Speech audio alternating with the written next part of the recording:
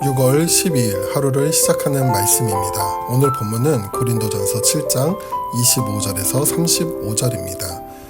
처녀에 대하여는 내가 주께 받은 계명이 없으되 주의 자비하심을 받아서 충성스러운 자가 된 내가 의견을 말하노니 내 생각에는 이것이 좋으니 곧 임박한 환난으로 말미암아 사람이 그냥 지내는 것이 좋으니라.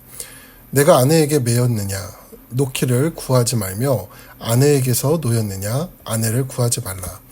그러나 장가가도 죄 짓는 것이 아니요 처녀가 시집을 가도 죄 짓는 것이 아니로되 이런 이들은 육신에 고난이 있으리니 나는 너희를 아끼노라. 형제들아 내가 이 말을 하노니 그때가 단축하여진 고로 이후부터 안에 있는 자들은 없는 자 같이 하며 우는 자들은 울지 않는 자 같이 하며 기쁜 자들은 기쁘지 않은 자 같이 하며 매매하는 자들은 없는 자 같이 하며 세상의 물건을 쓰는 자들은 다 쓰지 못하는 자 같이 하라. 이 세상의 외형은 지나감이라. 너희가 염려 없기를 원하노라. 장가가지 않는 자는 주의 일을 염려하며 어찌하여야 주를 기쁘시게 할까 하되 장가간 자는 세상 일을 염려하여 어찌하여야 아내를 기쁘게 할까 하여 마음이 갈라지며 시집가지 않은 자와 처녀는 주의 일을 염려하여 몸과 영을 다 거룩하게 하려 하되 시집간 자는 세상 일을 염려하여 어찌하여야 남편을 기쁘게 할까 하느니라. 내가 이것을 말함은 너희의 유익을 위함이요 너희에게 올무를 놓으려 함이 아니니 오직 너희로 하여금 이치에 합당하게 하여 흐트러짐이 없이 주를 섬기게 하려 함이라. 아멘. 오늘 본문에 기록된 7장의 내용을 보면 당시 고린도 교회 내에 있었던 여러 문제들 중 결혼에 대한 이슈와 신분에 관한 갈등을 담고 있습니다. 우리가 고린도서를 묵상할 때 생각할 점은 세상 가운데 세워졌지만 구별되어야 할 교회가 그 정체성이 흔들릴 때 세상에 영향을 받을 수밖에 없다는 것이죠. 이는 우리의 신앙의 모습도 마찬가지로 복음을 듣고 세상과 구별된 성도로 세워졌지만 우리의 중심의 믿음이 흔들릴 때 언제든 세상의 영향력에 무너질 수밖에 없음을 기억하시기 바랍니다. 당시 고린도 교회도 마찬가지였는데 7장에 보면 고린도 교회 안에 영적인 것은 거룩하고 육체적인 것은 악하다고 주장하는 극단적인 헬라 금욕주의 사상이 침투해 있었습니다. 이로 인해 어떤 부부들은 우리가 더 신령해지려면 부부관계를 끊어야 하는 것 아닌가 하며 가정을 깨트리려 했고 미혼자들은 결혼하는 것은 영적으로 미숙한 행동인가 하며 불안해했습니다. 또 다른 문제로는 로마 제국의 박해와 사회적 격변 속에서 이런 흉흉한 시절에 결혼해서 가정을 꾸리는 것이 과연 옳은가 하는 현실적인 생존의 공포를 느끼고 있었다는 것이죠. 이러한 상황 가운데 사도 바울은 메시지를 전하고 있습니다. 먼저 25절부터 28절을 보면 사도 바울은 미혼 남녀들에 대한 권면으로 시작을 하는데 25절을 보면 사도 바울은 자신의 권면의 내용에 대해 솔직한 모습을 보입니다. 25절입니다. 처녀에 대하여는 내가 주께 받은 계명이 없으되 주의 자비하심을 받아서 충성스러운 자가 된 내가 의견을 말하노니. 이 말은 예수님이 미혼자들의 결혼 문제에 대해서는 직접적으로 남기신 말씀이 없다는 것입니다. 그러나 바울은 주의 자비하심을 받아서 즉 내 안에 계신 주의 마음으로 말하려 한다고 합니다.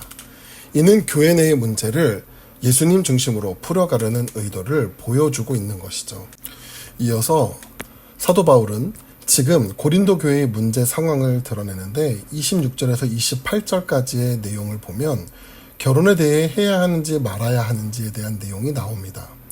당시 교회 내에 이러한 문제가 나타난 이유는 임박한 환란이라는 시대적 배경이 있었는데 로마 글라우디오 황제 시절에 발생한 극심한 기근의 문제로 인해 경제적 생존을 위협받던 시기에 이어 이후 네로 황제가 통치를 시작하며 기독교인을 향한 로마 사회의 적대감과 위협이 목숨의 생존까지 위협하는 상황 가운데 결혼에 대한 혼란이 생기고 있었던 것이죠. 이러한 상황 가운데 사도 바울은 이렇게 말합니다. 26절입니다. 내 생각에는 이것이 좋으니 곧 임박한 환난으로 말미암아 사람이 그냥 지내는 것이 좋으니라. 사도 바울은 당시 겪고 있던 어려움, 즉 극심한 기근이나 앞으로 닥칠 로마의 박해 같은 그들의 삶을 덮쳐올 상황 가운데 혼자 지내는 것이 더 나을 것이라고 말합니다.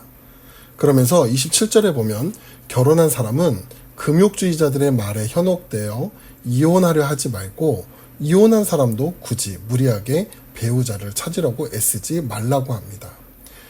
이러한 사도 바울의 말 속에는 현재 고린도 교회 내에 혼란을 야기했던 금욕주의자들의 주장을 비판하고 있는 것인데, 사도 바울은 결혼은 절대 악한 것이 아니라고 28절에 말합니다. 그럼에도 사도 바울이 결혼에 대해 혼란을 갖고 있는 성도들을 향해 그냥 지내는 것이 낫다라고 말한 이유는 결혼이라는 상황을 부정하는 것이 아니라 현재 그들에게 닥쳐올 폭풍 같은 상황 가운데 그들의 삶이 이리저리 흔들리지 말고 현재의 상황 가운데 먼저 그들의 믿음과 신앙에 집중하라는 것입니다. 이를 다시 말하면 어떤 상황이든 주님께 먼저 더 집중하라는 권면인 것이죠. 우리도 여러 어려운 문제들이 우리 삶에 닥쳐올 때 우리는 분주할 수밖에 없습니다. 그러나 폭풍 같은 상황 속에서 우리가 먼저 기억할 것은 폭풍 속의 평안입니다. 저는 개인적으로 이러한 상황 가운데 기도할 때 삶의 의연함을 갖게 해달라고 기도합니다. 상황에 치우치지 않고 오늘의 내 삶을 묵묵히 살아낼 수 있는 그 힘, 그것을 달라고 기도하는 것이죠. 그런데 사도 바울도 마찬가지입니다. 폭풍 같은 상황 속에서 흔들리지 않고 현재의 삶을 살아낼 수 있는 힘은 어디서 얻을 수 있는가? 이것에 대해 사도 바울은 시선의 변화를 촉구하는데 29절에 보면 이렇게 말합니다. 형제들아, 내가 이 말을 하노니 그때가 단축하여진 고로. 여기 때가 단축되었다라는 말은 예수 그리스도의 재림이 가까웠다는 종말론적 선포인데, 당시 성도들은 그들에게 처해진 상황 가운데 주님이 곧 오실 것이며 자신들이 살고 있는 시대가 이 세상의 마지막 때라고 느끼며 살았습니다. 그렇다면 이렇게 역사의 종말이 다가오는 가운데 성도는 이 세상의 삶을 어떻게 대해야 하는가? 사도 바울은 29절 후반부터 31절까지 5가지의 삶의 영역을 예로 말하는데, 무엇이 없는 자 같이 하라는 역설적인 태도를 제시합니다. 그 내용을 잠시 보면 이후부터 안에 있는 자들은 없는 자 같이 하고, 또 우는 자들은 울지 않는 자 같이 하며, 기쁜 자들은 기쁘지 아니한 자 같이 하며, 매매하는 자들은 없는 자 같이 하며, 세상 물건을 쓰는 자들은 다 쓰지 못하는 자 같이 하라, 이렇게 말합니다. 사도 바울은 성도들에게 왜 이러한 역설적인 행동을 요구한 것일까요? 31절 후반부에 보면 그 이유를 이렇게 얘기합니다. 이 세상의 외형은 다 지나감이라. 사도 바울은 이 세상의 외형은 영원한 것이 아닌 다 지나가는 것들이라고 말합니다. 여기 외형의 원어의 의미를 보면 연극이나 무대 장치나 배우의 의상을 뜻합니다. 연극이 진행되는 동안 무대는 화려하고 배우의 옷은 진짜처럼 보입니다. 그러나 그 연극이 끝나고 커튼이 내려지면 무대 장치와 의상은 내려놔지게 되죠. 우리가 살아가는 세상의 삶이 이렇다는 것입니다. 영원할 것 같던 실체가 결국 마지막에는 다 내려놓고 가야 하는 것들이라는 것이죠.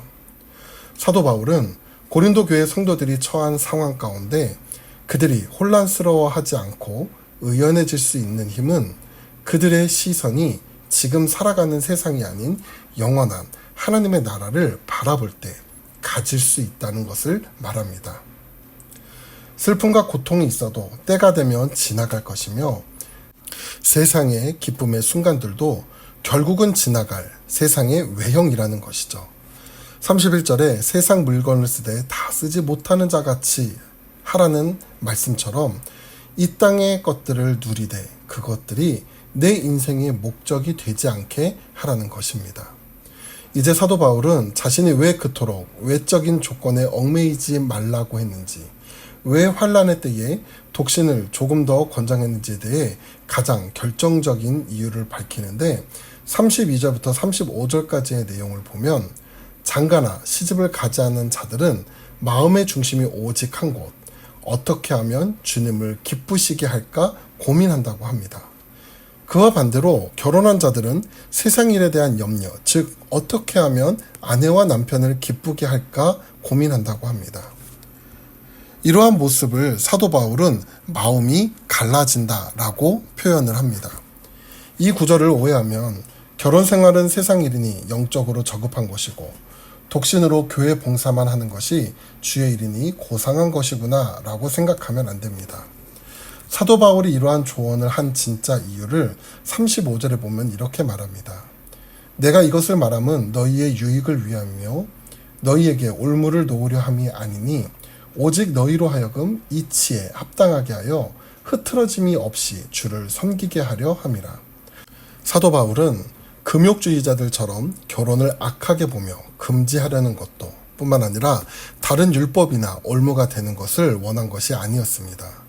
사도 바울의 말의 핵심은 오직 흐트러짐이 없이 주님을 가장 잘 섬길 수 있는 방법을 제안하고 있는 것이죠. 사도 바울이 지금까지 전한 모든 말의 핵심은 무엇일까요? 성도들을 얽매기 위해 결혼 금지라는 올무를 놓으려는 것이 아닌 오직 성도들의 유익을 위해서라고 말합니다. 그리고 그 유익이란 바로 흐트러짐이 없이 주께 합하게 하려 함이라 라고 말합니다. 이 흐트러짐이 없이라는 말은 주변의 사물에 마음을 빼앗겨 사방으로 끌려다니지 않는 상태를 의미하며 주께 합하게 라는 말은 주님 곁에 아주 바짝 다가가 앉아있는 상태를 뜻합니다. 여러분, 마르다와 마리아의 이야기를 기억하십니까? 마르다는 예수님을 대접하기 위해 많은 일 가운데 마음이 분주했습니다. 반면 마리아는 예수님 발치에 앉아 그분의 말씀에 온전히 집중했죠. 마르다가 준비하던 일은 나쁜 일은 아니었습니다. 주님을 위한 일이었죠. 하지만 그 일 때문에 마음이 갈라져 염려하고 불평하게 되었을 때 주님은 마리아가 더 좋은 편을 선택했다고 말씀하셨습니다. 사도 바울이 전하는 이야기의 본질이 바로 이것입니다. 우리의 삶의 형태가 결혼이든 독신이든 우리의 직업이 무엇이든 상관없이 기독교인의 궁극적인 목적은 마음의 분요함 없이 오직 주님 한 분께만 온전히 집중하는 삶을 사는 것입니다. 독신으로 살면서도 정욕과 외로움 때문에 매일 마음이 흐트러져 있다면 그것은 주께 합한 삶이 아니죠. 반대로 결혼하여 가정을 꾸리고 살면서도 부부가 서로를 돕는 배필로 서서 마음이 갈라지지 않고 함께 주님을 최우선순위로 섬기고 있다면 그것이 바로 주님께 합한 삶입니다. 본질은 외형이 아니라 주님을 향한 우리의 중심이라는 사실을 사도 바울은 전하고 있는 것이죠. 사랑하는 태국 한인교회 성도 여러분, 오늘 말씀을 통해 우리의 삶을 돌아볼 때 우리는 어떠한 마음의 시선을 가지고 서 있는지 생각해 보셨으면 좋겠습니다. 오늘 우리가 살아가는 삶은 영원히 가질 수 있는 삶이 아닙니다. 그런데 우리는 이 유한한 삶 속에 마음을 두고 결국은 모두 내려놓고 가게 될 세상의 유익에 대해 집중하며 살아갑니다. 그러나 사도 바울은 우리의 시선을 이 세상에 두는 것이 아니라 결국 우리가 가게 될 하나님의 나라를 바라보게 합니다. 이때 중요한 것은 세상의 삶이 무의미하다는 것이 아닙니다. 하나님의 나라를 향한 시선을 가지고 살아갈 때 오늘 내 삶에 있어 상황과 환경이 나를 흔들지 못한다는 사실입니다. 다시 말해, 주를 향한 그 시선과 마음이 오늘 우리 삶을 살아가는 힘을 갖게 한다는 사실입니다. 이 말씀을 기억하며 여러분의 삶의 시선이 어디를 향하고 있는지 생각해 보시는 하루 되시기를 바랍니다. 기도하겠습니다. 우리의 능력이 되시는 하나님, 오늘 말씀을 통해 우리가 세상의 외적인 조건들에 마음을 빼앗겨 정작 주를 향한 시선을 놓치고 살았는지 돌아보게 됩니다. 우리의 처지와 상황이 어떠하든 마음이 갈라지지 않게 하시고 세상 염려에 사방으로 끌려다니지 않게 지혜와 힘을 허락하여 주시옵소서. 오늘 하루도 주를 바라보며 믿음으로 살아가는 하루 되게 하실 줄 믿으며 예수 그리스도의 이름으로 기도드립니다. 아멘.